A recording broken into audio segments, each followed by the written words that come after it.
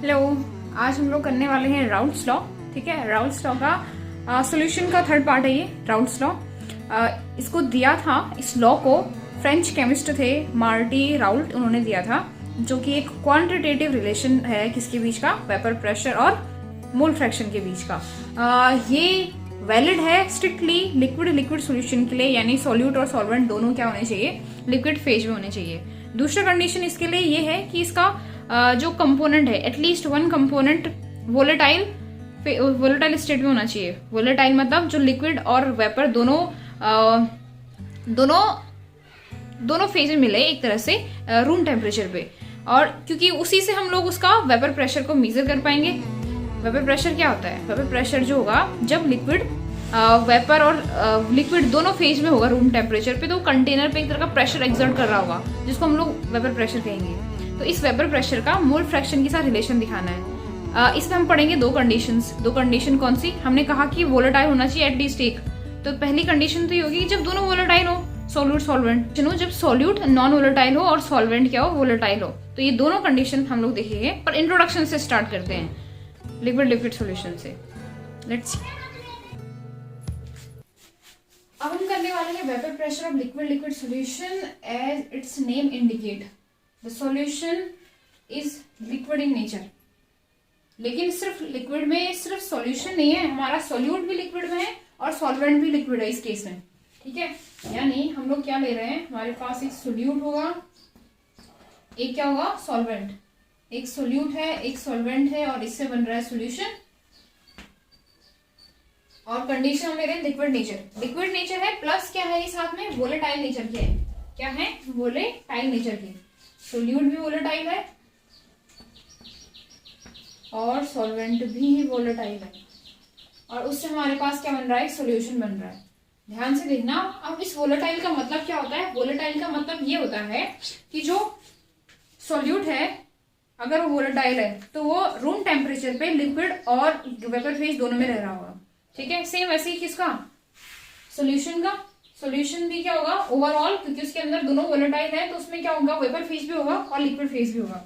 तो स्टार्ट करते हैं यहां से।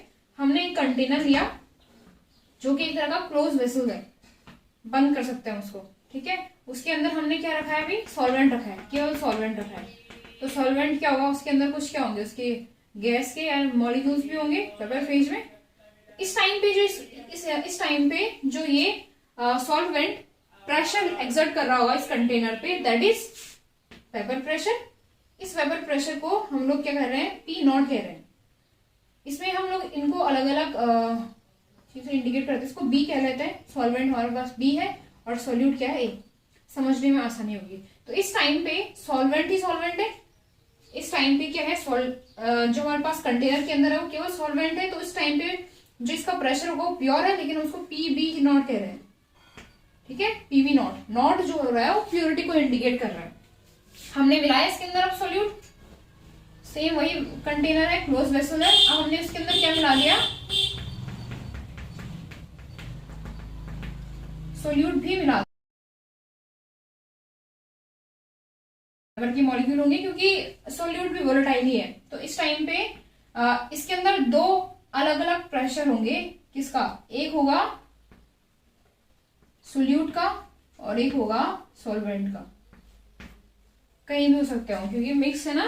तो ये दो टाइप के क्या होंगे, हमारे पास प्रेशर होंगे। लेकिन इनको हम लोग प्रेशर वेपर प्रेशर ना कहते हैं, इनको पार्शियल प्रेशर कहते हैं, पार्शियल वेपर प्रेशर कहते हैं। क्यों कहते हैं? क्योंकि मिक्सिंग है, और मिक्सिंग में हम लोग क्या करते हैं, पार्शियल वर्ड क्या करते हैं, टर्म यूज करते हैं, क्योंकि हम लोगों को प्योर किसी एक का इंडिविजुअल वेपर प्रेशर निकालना पॉसिबल नहीं होता।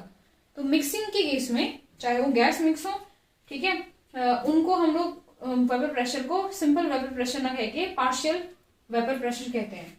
तो यहीं से राउल्ट्स ने अपना लॉ दिया इस तरह के कंडीशन के लिए, कि जब हमारे पास जो सॉल्यूशन होगा वो कैसा होगा, वोलेटाइल सॉल्यूट और वोलेटाइल सॉल्वेंट का। तो राउल्ट्स लॉ, जिनका नाम था मार्टी राउल्ट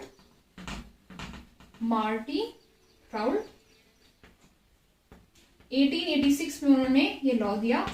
उन्होंने ये कहा कि in liquid volatile solution the partial pressure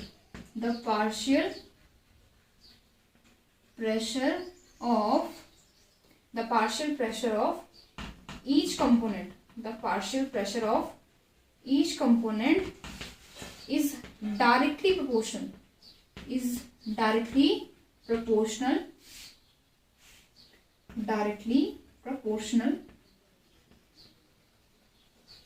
to its mole fraction.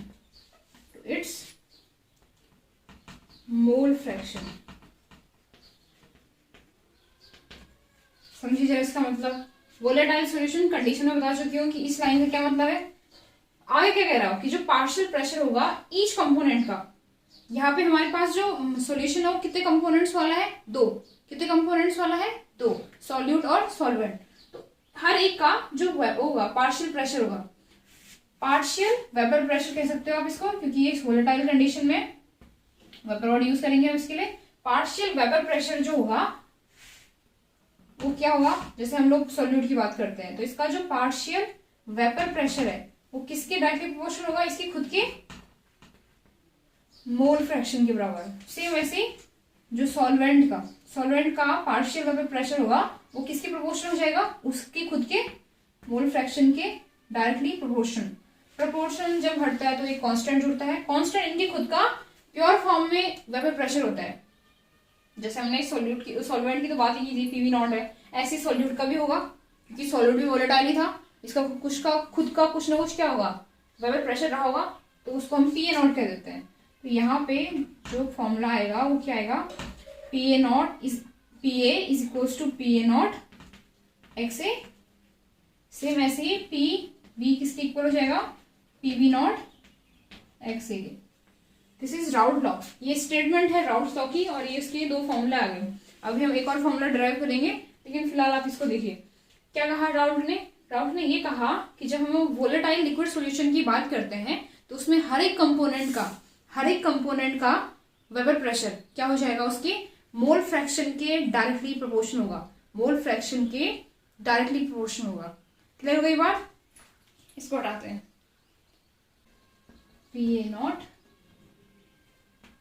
X A and same way P B equals to P B not X P. ठीक है, अब यहां से हम लगाते हैं डाल्टन्स का पार्शियल प्रेशर वाला लॉ।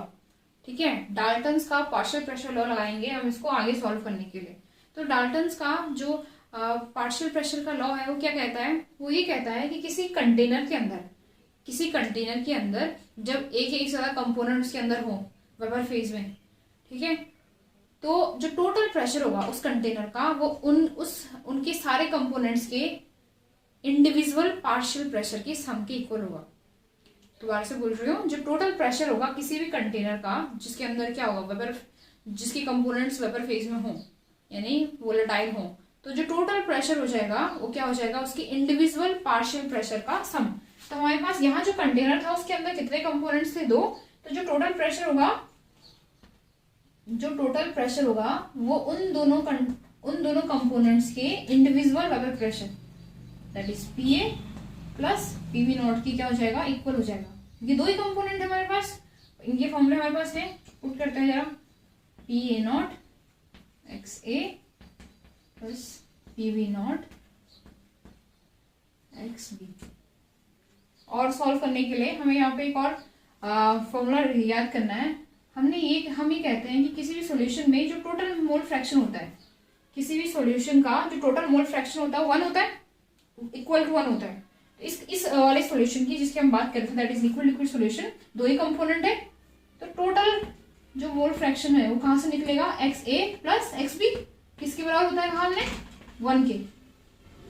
ये हर जगह लगता है, X A plus X B equals to 1। तो हमारे पास यहां से क्या निकल के आएगा, that X A is equals to 1 minus X B. आप कोई भी ले सकते हो, एक्स ए ले लो, एक्स बी ले लो, पर इसको हम पुट करते हैं, क्या हो जाएगा, P A not 1 minus X B P B not X B. इसको जरा रखिए, जरा पी ए नॉट मैं इसको यहाँ अंदर मल्टीप्लाई कर रही हूँ।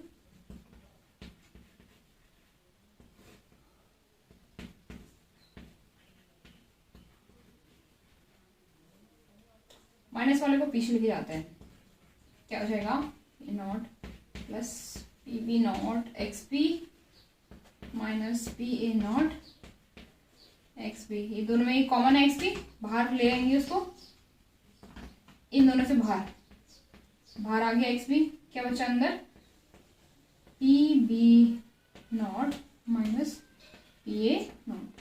ये हमारे पास टोटल पार्शियल प्रेशर का क्या आ गया, फॉर्मूला आ गया। ठीक है, इसमें ना कई बार कंडीशंस भी लगती हैं। कंडीशन किस चीज की, होता ये है कि दोनों तो वोलेटाइल है, सॉल्यूट सॉल्वेंट, लेकिन किसी एक का वेपर प्रेशर ज्यादा हो सकता है दूसरे से, तो हम लोग चेंज कर सकते हैं उसको। वैसे जब ये न्यूमेरिकल्स में आएगा तो उनकी वैल्यू दे रखी हुई, वो अपने आप सॉल्व कर देगा इसको, तो इसमें इतना टेंशन लेने वाली कोई बात नहीं है। पर ये होता है हमेशा कि वोलेटाइल जो लिक्विड होंगे वो हमेशा इक्वल वेपर प्रेशर के थोड़ी होते हैं, अलग अलग होते हैं। हाँ खैर छोड़िए। तो यहाँ से एक और चीज में पता चली, ये जो टोटल प्रेशर होगा सॉल्यूशन का, वो वन ऑफ द कंपोनेंट, केवल एक ही कंपोनेंट के मोल फ्रैक्शन से क्या कर रहा है, इन्फ्लुएंस हो रहा है, दूसरे मोल फ्रैक्शन से नहीं। या तो एक्स ए आएगा या एक्स बी आएगा। ठीक है, तो ये एक और पॉइंट हो गया। तो ये था राउल्ट्स का लॉ। ये उसके 3 फॉर्मूले जो हम डिराइव किए, 1, 2 और 3, और इनके हम क्या बना सकते हैं, graphical representation of Raoult's law. ये हमारा नेक्स्ट टॉपिक है। पास है 3 फॉर्मूले।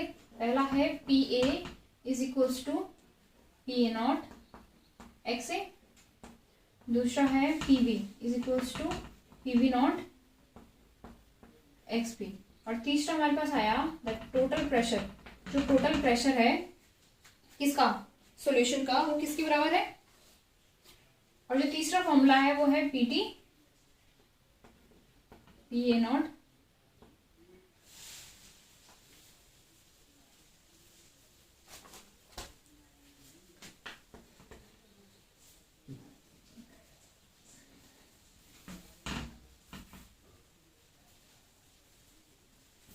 तीसरा फॉर्मूला है P T is equals to P T यानी total pressure, P A naught plus P B not minus P A naught और एक्स बी।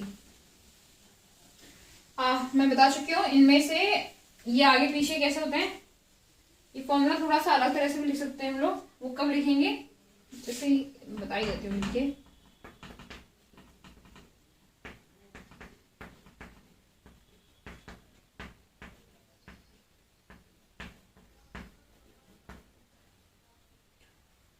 कंपोनेंट चेंज हुए, ये कैसे हुआ, अगर पी बी बड़ा है पी ए नॉट से, पी बी नॉट बड़ा है किससे, पी ए से, और सेम वैसे ही पी ए नॉट बड़ा है पी बी से।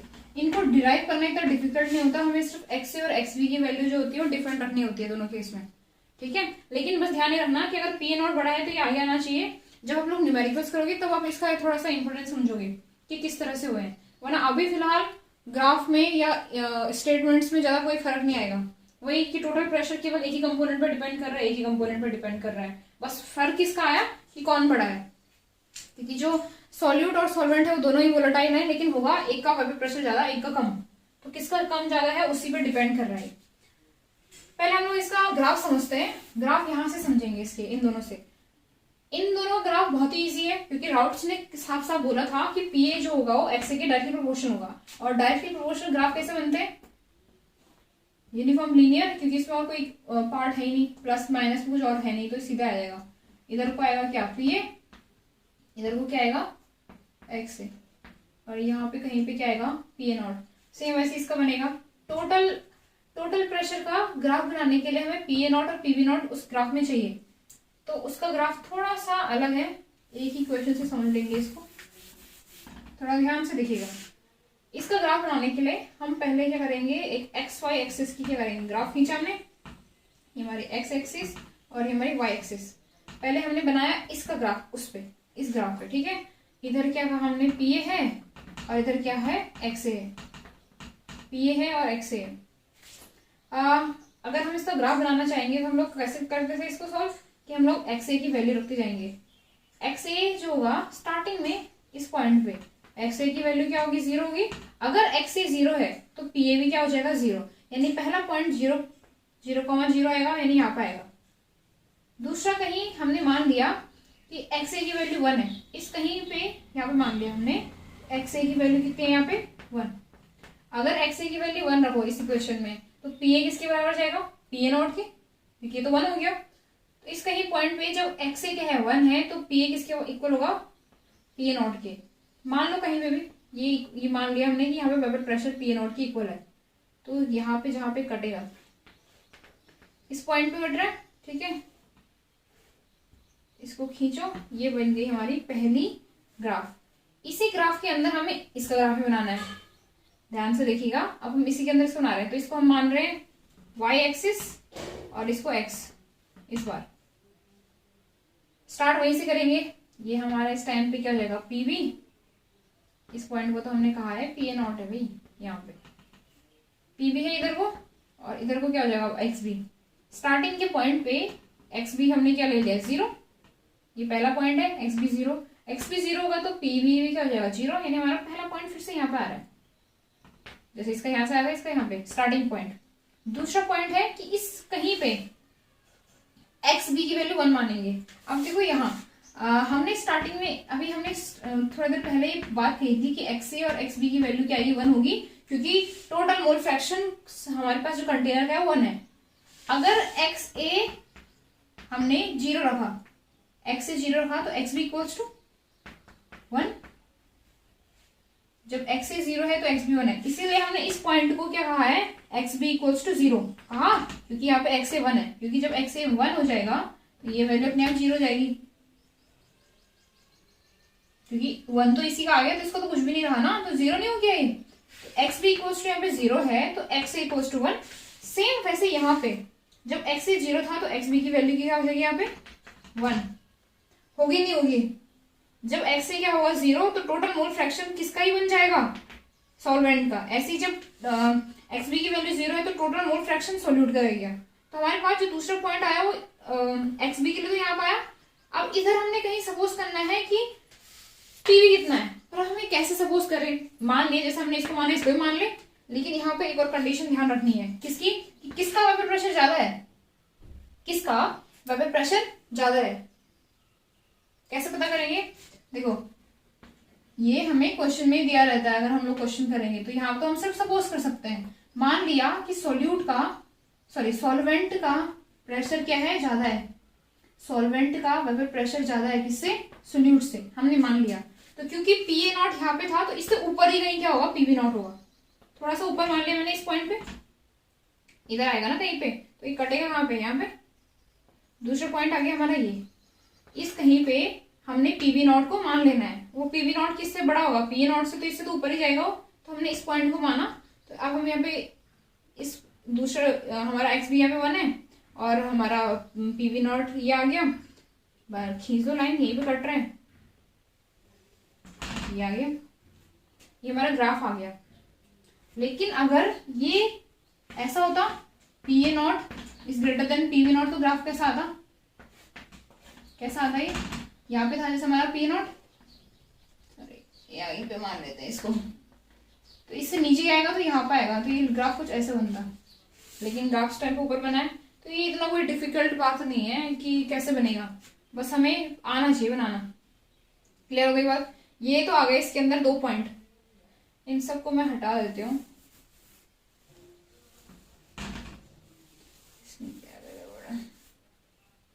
कैसे ग्राफ आ रहा है हमारा, हटा देता है। ये पॉइंट है हमारा कौन सा, पी बी नॉट, ये पॉइंट हमारा एक्स ए नॉट, ठीक है।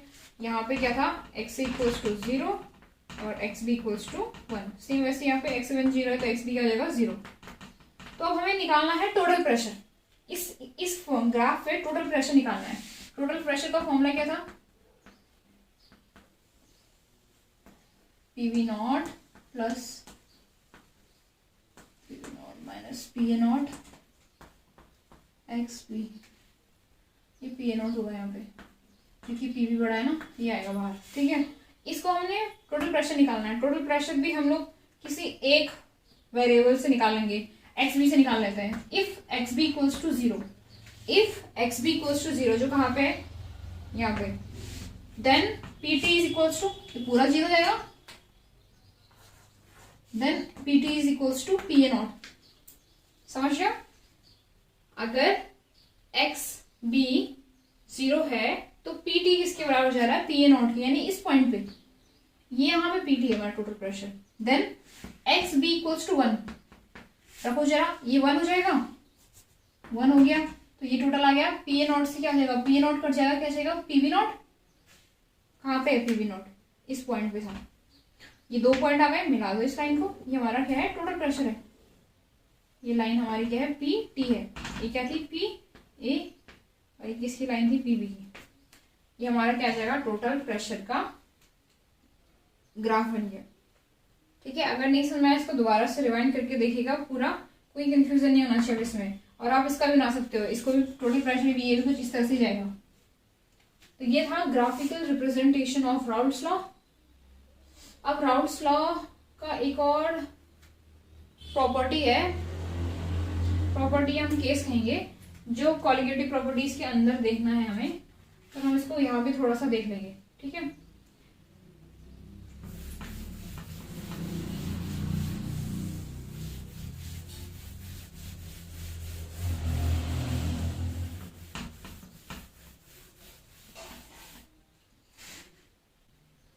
राउल्ट्स लॉ था वोलेटाइल सॉल्यूशन के लिए, राइट। हमने कहा कि राउल्ट्स लॉ ने ये कहा था कि जो वोलेटाइल लिक्विड सॉल्यूशन होता है उसमें जो पार्शियल प्रेशर होगा हर एक कंपोनेंट का, उसके मोल फ्रैक्शन की क्या होगा, डायरेक्टली प्रोपोर्शन होगा। लेकिन अगर हम इस बार ले वोलेटाइल लिक्विड सॉल्यूशन, लेकिन सॉल्यूट को क्या कर दें, नॉन वोलेटाइल कर दें, क्या फर्क पड़ेगा।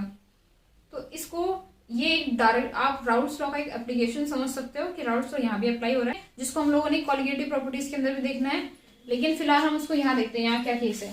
हम ये कह रहे हैं दैट सेकेंड, ये कंडीशन नंबर 2 है, कंडीशन सेकेंड का क्या कहा हमने, सोल्यूट है और सॉल्वेंट है, और उससे क्या बन रहा है, सोल्यूशन।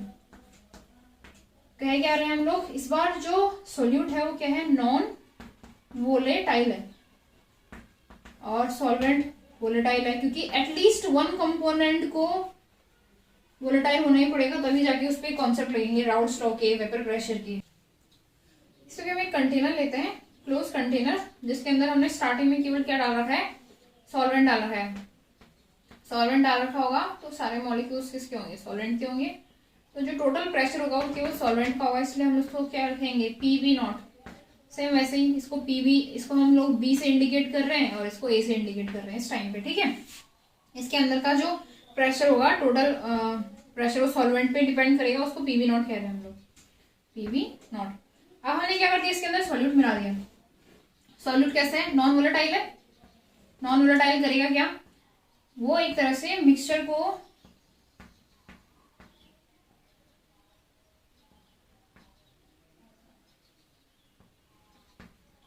कुछ इस तरह से, जो बड़े बड़े मॉलिक्यूल हैं ये दिखा रहे हैं कि क्या है, सोल्यूट है।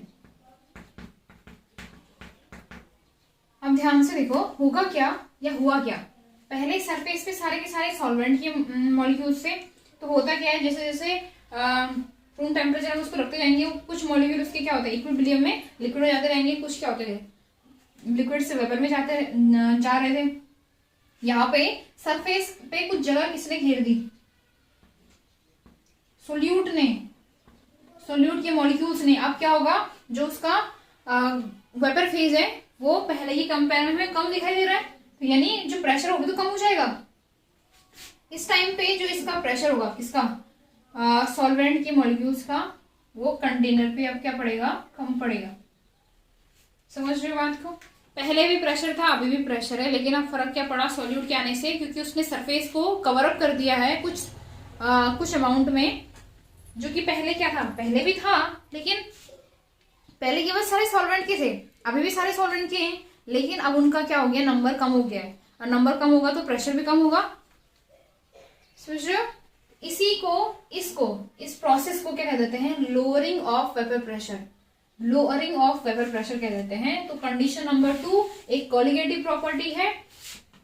कॉलिगेटिव प्रॉपर्टी तो राउल्ट ही प्रूफ कर रहा है क्योंकि मोल फ्रैक्शन की क्या होगा, डायरेक्टली प्रोपोर्शन आएगा, अभी हम देखेंगे इसको। लेकिन इसको हम लोग कहते हैं lowering of vapour pressure, lowering of vapour pressure, one of the colligative property, one of the colligative properties. ठीक है, हम लोग इसको बाद में देखेंगे दोबारा से, लेकिन इसको हम राउल्ट्स की लॉ की एप्लीकेशन किस तरह से में हम राउल्ट्स का लॉ लगाएंगे वो देख रहे हैं यहाँ पे। तो हुआ ये कि हमारे पास स्टार्टिंग में जो टोटल प्रेशर था जो केवल किस पे डिपेंड कर रहा था, सॉल्वेंट पे, वो सोल्यूट के आने से कम हो गया है।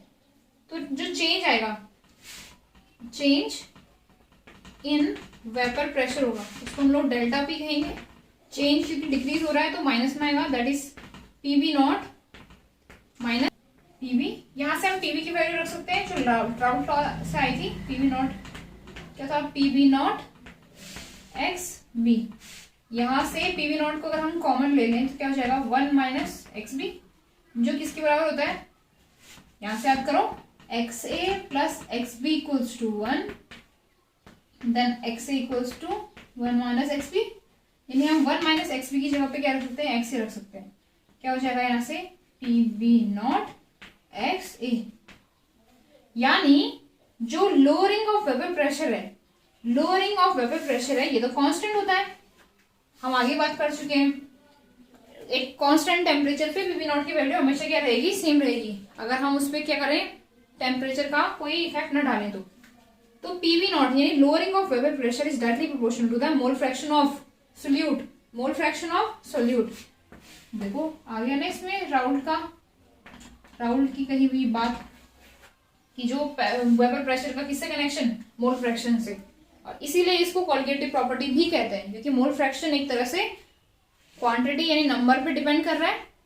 कॉलिगेटिव प्रॉपर्टी इसको बोलते हैं, जानते हो हम लोग, ऐसी प्रॉपर्टी जिसमें जहां पे हम लोग किसकी, नंबर्स के, अमाउंट की, कंसंट्रेशन की बात करेंगे।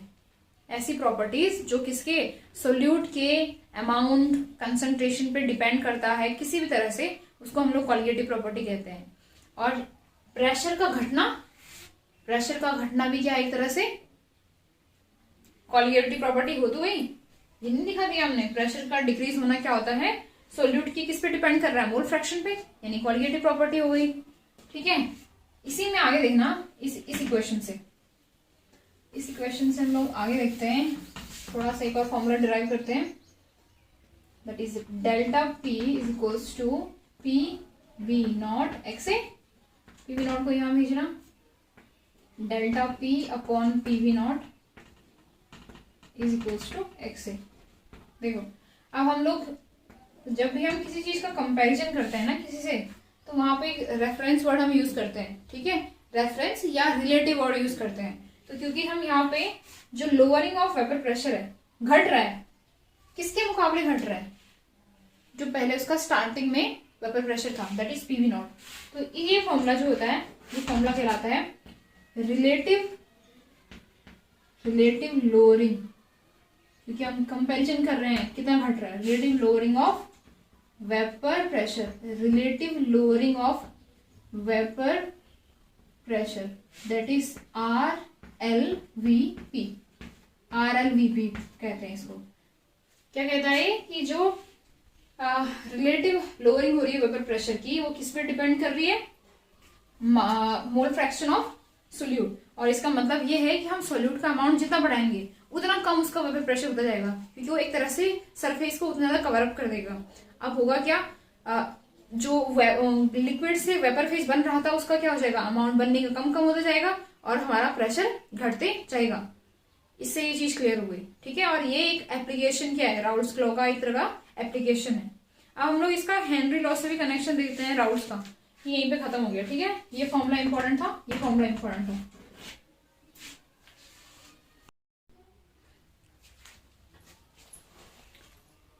Raoult's law versus Henry law. Henry law हम आगे कर चुके हैं, जो क्या करता है, पार्शियल प्रेशर का सॉल्युबिलिटी से रिलेशन दिखाता है।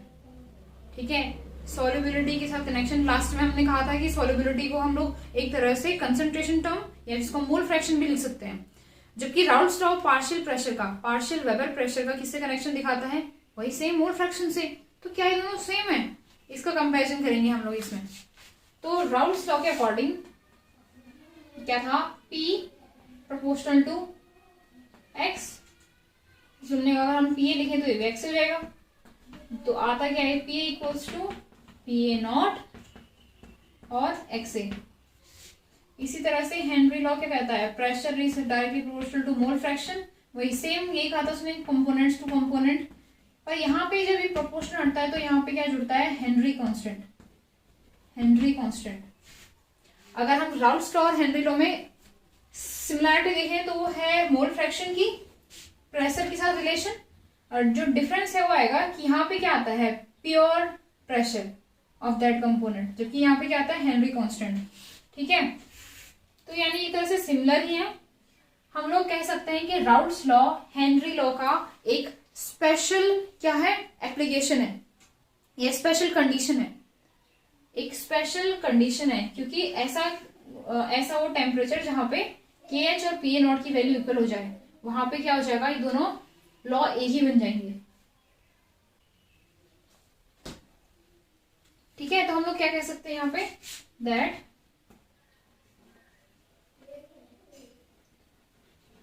Raoul's law is special case of Henry law. अब इफ किसी कंडीशन में that PA naught is equals to KH, ये कह सकते हैं हम लोग यहाँ से। ठीक है, ये दोनों एक दूसरे के रिलेटेड है, बस क्या हो सकता है कि हेनरी कांस्टेंट, और अगर किसी भी कंडीशन में हेनरी कांस्टेंट किसके बराबर हो गया, PA नॉट के इक्वल हो गया, तो उस केस में ये दोनों क्या है, लॉ एक जैसे हो जाएंगे। तो हम उसको राउल्स के लॉ को स्पेशल केस कहते हैं हेनरी के लॉ का।